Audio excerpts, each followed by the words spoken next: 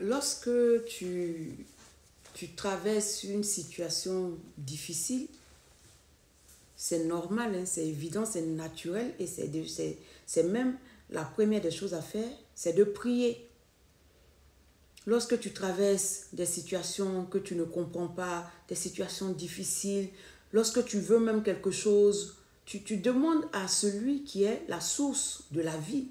Tu demandes à celui qui est omniprésent, omnipotent, omniscient. C'est de lui seulement que tu peux recevoir ce que tu demandes.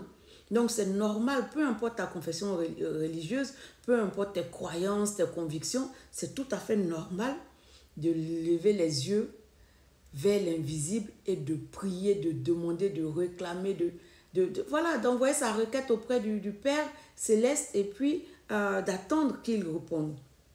Alors, c'est ce que tout le monde fait. C'est ce que tout le monde fait. Et c'est ce qui est conseillé.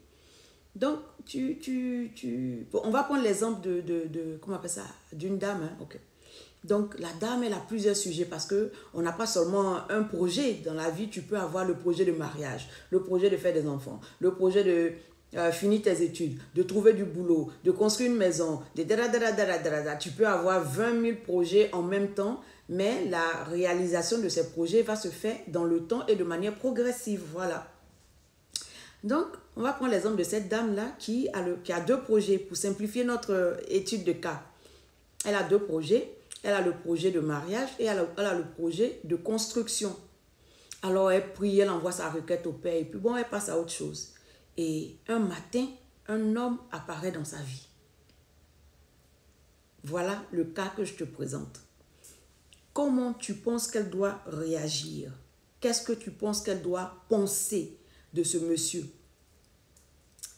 Une personne immature va automatiquement dire « Oh, ça c'est pour le mariage, c'est mon mari, Dieu a envoyé mon mari. » Alors que ça peut ne même pas être l'homme approprié pour le sujet du mariage. Peut-être que cet homme, il est venu juste pour t'aider à construire la maison parce qu'il a des connaissances dans le domaine, parce qu'il a des bras longs dans ce domaine, mais parce que financièrement, il veut aider, Dieu lui a mis à cœur. Tu ne sais même pas en fait, mais comme tu es tellement désespéré, automatiquement, tu lui flanques le rôle de futur mari. Donc, ça veut dire que tu abuses d'une ressource que Dieu a envoyée vers toi. Tu utilises mal ce que Dieu a envoyé vers toi. Et si tu utilises mal, ok, on te donne une somme, on dit c'est pour construire la maison. Toi, tu prends la somme pour acheter une voiture. Tu as acheté quelque chose d'utile pour toi, mais ce n'est pas ce pourquoi on t'a envoyé cette ressource. Donc, il faut savoir appliquer les ressources que Dieu t'envoie pour les missions pour lesquelles il a envoyé cette ressource. Voilà. Donc, il faut discerner. Il ne faut pas se précipiter pour assumer que non, peut-être que ça, c'est... Non, non, non, non.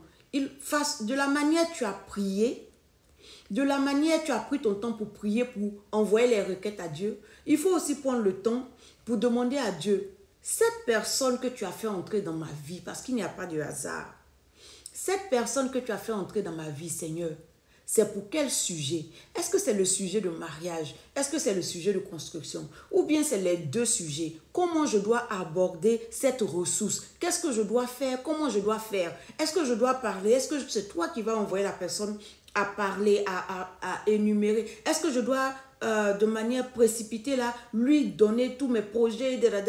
Qu'est-ce que je dois faire? Celui qui t'a envoyé la provision te donnera aussi les détails de l'utilisation de la provision. Je répète, celui qui t'a envoyé la provision te donnera aussi les détails d'utilisation de la provision. C'est comme si tu vas à Toyota, je fais la pub, je ne sais pas pourquoi c'est Toyota qui est venu. Bon, c'est comme si tu t'en vas acheter une voiture et puis tu ne demandes pas comment utiliser certains réglages de la voiture. Tu vas aller faire n'importe quoi, tu vas gâter ta voiture. Donc, quand tu prends comme le disait le pasteur Miles Monroe, quand tu achètes quelque chose, il faut toujours lire ce manuel d'utilisation qui vient avec. Donc, quand Dieu t'envoie une provision, forcément, il y a un manuel d'utilisation. On va y arriver. Il y a un manuel d'utilisation qui va avec. Voilà. Donc, je disais, il faut faire preuve de discernement, mais surtout de sagesse. Il ne faut pas se précipiter. Il ne faut pas appeler chien-chat. Il ne faut pas mettre la charrue avant les bœufs. Il faut vraiment prendre le temps de demander à Dieu de nous donner certaines explications avant de s'engager.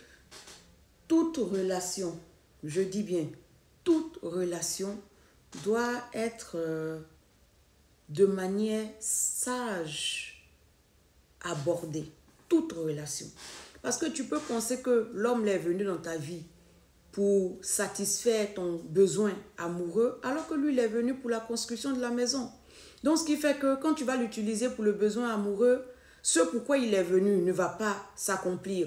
Donc, ce qui fait que votre relation même sera une boule de frustration parce que chacun n'est pas à sa place. Voilà.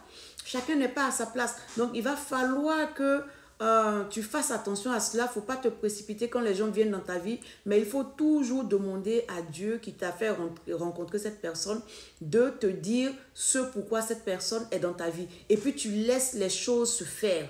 Laisse Dieu conduire les choses. C'est lui qui a envoyé, c'est lui qui va qui va détailler ou bien qui va mener à bien progressivement la relation.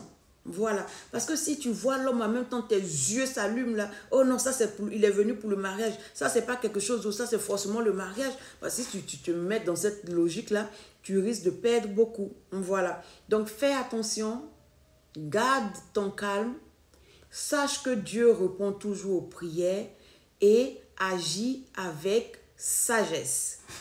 Holistic Care organise la deuxième édition de la conférence dénommée Dimension féminine. Le thème de cette édition thérapeutique, l'introspection et la prise de responsabilité. Le samedi 10 août 2024 à 10h au Palm Club Hôtel à Cocody avec des oratrices outillées. Madame Nguessan, servante de Dieu et agent de banque. Madame Esther Guéhi, servante de Dieu et adjointe au maire de Logwalé. Et la thérapeute Gloria Shalom, servante de Dieu et psychologue. Lorsque tu reçois des propositions amoureuses, ce qui est normal, surtout quand tu es célibataire, tu dois prendre le temps de les examiner. Tu dois prendre le temps de discerner l'essence de toutes les propositions amoureuses que tu reçois. Nous aurons également la présence effective de Madame Tano Florence, experte en genre et développement, et Monsieur Kokou Hervé Delmas, directeur exécutif à Amnesty International Côte d'Ivoire. Femme, tu veux comprendre pourquoi tu as du mal à prendre les bonnes décisions. Tu veux savoir pourquoi tu veux une chose, mais tout ce que tu sèmes te fait récolter le contraire. Tu veux pouvoir sortir de cet engrenage. Tu veux arrêter d'accuser les situations ou personnes extérieures à toi. Tu veux prendre ta vie en main selon la vérité et t'épanouir. Viens passer un moment éducatif et convivial en notre compagnie. Sois vrai. C'est bien d'être gentil. C'est bien d'être gentil, mais il ne faut pas non plus que cette gentillesse-là soit une couverture pour ne pas révéler tes sentiments, tes émotions, ta volonté véritable. Je dis ça pour insister sur cet aspect-là.